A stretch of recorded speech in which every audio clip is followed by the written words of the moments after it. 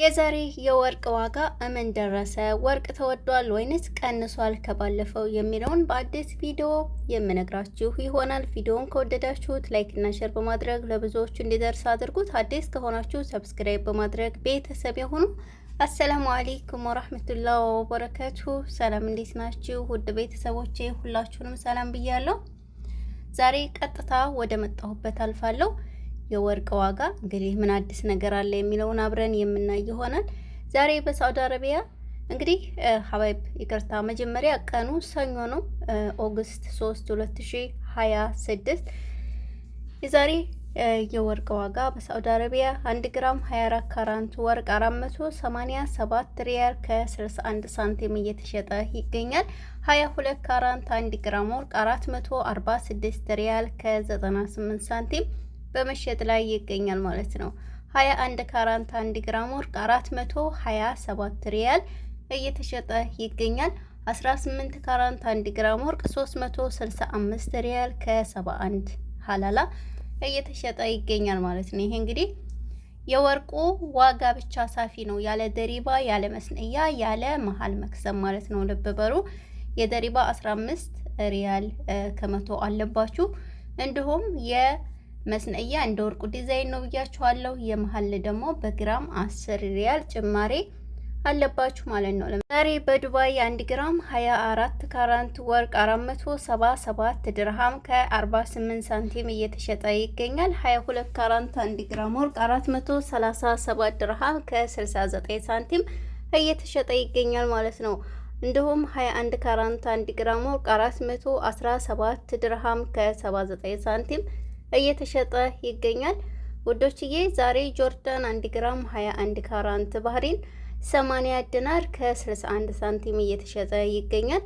22 ካራንት 1 ግራም ወርቅ 84 ዲናር ከ44 ሳንቲም በመሸጥ ላይ ይገኛል ማለት ነው። 24 ካራንት 1 ግራም ወርቅ 92 ዲናር ከ12 ሳንቲም እየተሸጠ ይገኛል። እንዲሁም በኳተር 1 ግራም 24 ካራንት ወርቅ 473 ሪያል ከ76 ሳንቲም እየተሸጠ ይገኛል። 22 ካራንት 1 ግራም ወርቅ 434 ሪያል ከ28 ሳንቲም በመሸጥ ላይ ይገኛል ማለት ነው። 21 ካራንት 1 ግራም ወርቅ 414 ሪያል ከ54 ሳንቲም እየተሸጠ ይገኛል።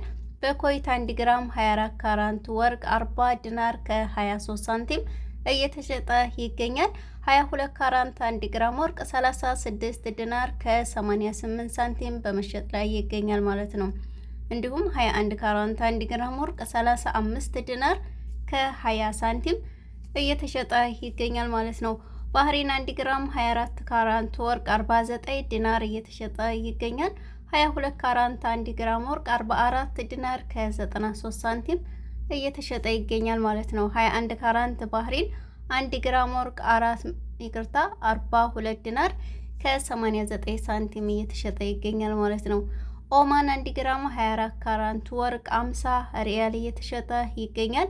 22 ካራንት 1 ግራም ወርቅ 45 ሪያል ከ89 ሳንቲም እየተሸጠ ይገኛል ማለት ነው። 21 ካራንት 1 ግራም ወርቅ 43 ሪያል ከ80 ሳንቲም እየተሸጠ ይገኛል ማለት ነው። ዛሬ በአሜሪካን 1 ግራም 21 ካራንት ባህሪን 113 ዶላር ከ80 ሳንቲም እየተሸጠ ይገኛል።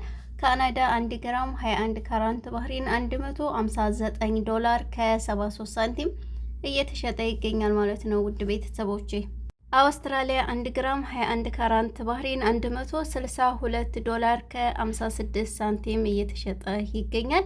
እንግዲህ የዛሬ የወርቅ ዋጋ ይህንን ይመስል ነበረ። በሌላ ቪዲዮ እስከምንገናኝ ድረስ እናንተም ወርቅ መግዛታችሁን እንዳትረሱ፣ ያልገዛችሁ ማለት ነው የገዛችሁም አላህ ይባርክላችሁ። ያው እሰቡበት ማለት ነው ውዶችዬ። ወርቅ ግዙ፣ የሚጠቅማችሁ ቦታ ቤት ወርቅ ማለት ነው። ወርቅን እኔ በሁለተኛ ደረጃ ነው የማስቀምጠው። በመጀመሪያ ያው ቦታና ቤት በአንድ ነው የሚያዘው። በሁለተኛ ደረጃ ግን ወርቅ ወሳኝ ነገር ነው ለኛ ለስደተኞች ማለት ነው። በጣም የሚጠቅመን ነገር ወርቅ ነው ማለት ነው ሀባይብ። ይሄን እንግዲህ ጭንቅላታችሁ ውስጥ ሴፍ አድርጉና ያዙት፣ ይጠቅማችኋል። ለምን ብትሉ ኢትዮጵያ ስገቡ ቢቸግራችሁ ትሸጡታላችሁ፣ ከዛ ውጭ ታጌጡበታላችሁ። እኛ እዚህ ስደት ላይ ያለን ሰዎች አሁን ላይ ምንም አይመስለን። ስለ ወርቅ ጥቅምና ጉዳት የማታውቁ ልጆች ምንም አይመስላችሁ። እኔ በየኮመንቱ ቪዲዮ በምሰራ ሰዓት ወርቅ ምንም አይመስለን የሚሉ ሰዎች አሉ፣ አንዳንድ ማለት ነው። አሁን እንኳ ብዙዎች እየነቁ ነው። አዎ ግን ስላልገባችሁ ነው። እናንተ አልፈርድባችሁም፣ ስለ ወርቅ ጥቅምና ጉዳቱን ስለማታውቁት። በነገራችን ላይ ወርቅ አይጎዳም፣ ጉዳት የለውም ጥቅም እንጂ። ያንን ስለማታውቁት ነው። ነገር ግን ግዙ፣ ትጠቀሙበታላችሁ።